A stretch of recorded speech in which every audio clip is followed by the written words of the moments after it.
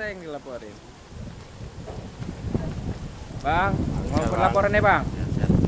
Oke. Pemirsa Lampung TV, orang tua bayi Alessa Erina Putri melaporkan dokter spesialis bedah anak Rumah Sakit Umum Abdul Moeloek, RSUM, Bandar Lampung berinisial BR ke Polda Lampung atas dugaan penipuan, penggelapan, dan pungutan liar, pungli.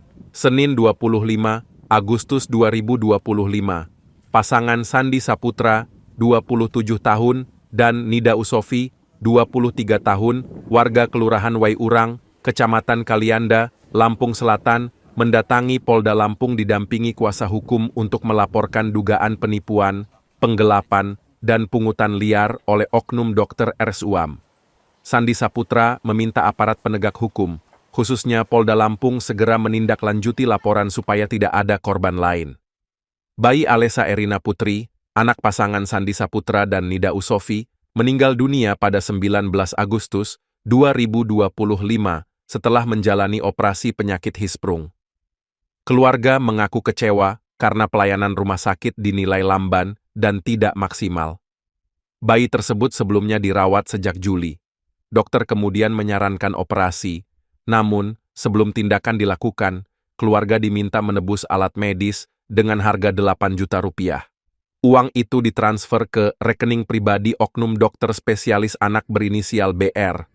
Laporan disampaikan Supriyanto, kuasa hukum keluarga bayi Alessa.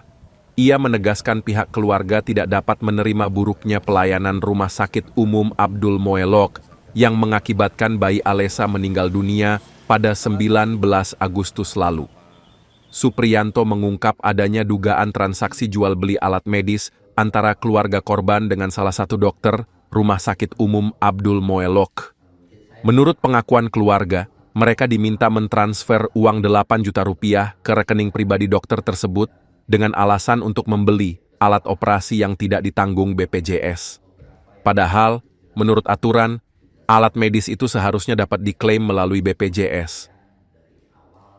Ya cukup, harapan kita sih si oknum ini bisa dilakukan yang terbaik lah, karena saya juga tidak mengerti tentang hukum. Saya serahkan sepenuhnya ke pihak kuasa hukum. Kalau untuk rumah sakit sendiri udah pernah upaya ketemu kita nggak bang? Sampai saat ini bang? Sampai saat ini kemarin kebetulan belum bertemu di rumah orang tua aja, karena saya kebetulan nggak ada di rumah. Mereka sudah sempat menghubungi atau seperti apa? Belum. Bang, kronologisnya sakitnya seperti apa sih bang sampai penindakan operasi ceritanya bang? Untuk kronologinya saya masih belum sanggup menceritakan, masih dalam keadaan berduka. Dengan memadukan racikan ramuan tradisional Cina dan Jawa kuno, Sinseming mampu mengobati berbagai macam penyakit, baik penyakit berat maupun ringan. Herbal atau ramuan atau racikan yang selama ini saya berikan itu tidak ada efek samping, itu tidak ada masalah dengan kesehatan kita. Murni itu saya berikan untuk pasien yang membutuhkan dan untuk menolong bagi mereka yang sangat membutuhkan. Intinya kita berobat harus punya keyakinan, yakin bukan dengan diri saya, yakin dengan yang memberikan kita hidup, memberikan kita nafas, bahwa Allah lah maha segalanya. Insya Allah dengan terapi dan dengan ramuan dan racian herbal yang saya berikan akan memberikan efek yang luar biasa dan menyembuhkan insya Allah penyakit yang diderita pasien. Pengobatan Sinseming, Jalan Pangeran Tirtayasa, Gang Salam nomor 3, depan Minimarket Fitrinov, Sukabumi, Bandar Lampung. Hari ini kita bermaksud untuk membuat laporan Polisian Polda Lampung terkait dengan menjalankan hak-hak hukum, hak-hak dari keluarga bayi Alessa.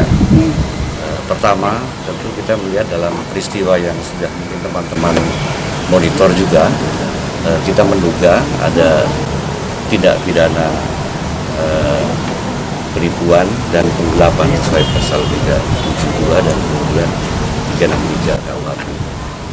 Kemudian juga kita lihat ada dugaan karena yang bersangkutan oknum dokter BR yang akan kami laporkan ini adalah seorang ASN, maka kita juga menduga ada tindakan pungli yang kalau itu didudukan dengan norma hukumnya, seorang ASN melakukan tindakan itu atau diduga bahwa telah melanggar tidak pidana sesuai pasal 12 huruf ayat E, huruf E.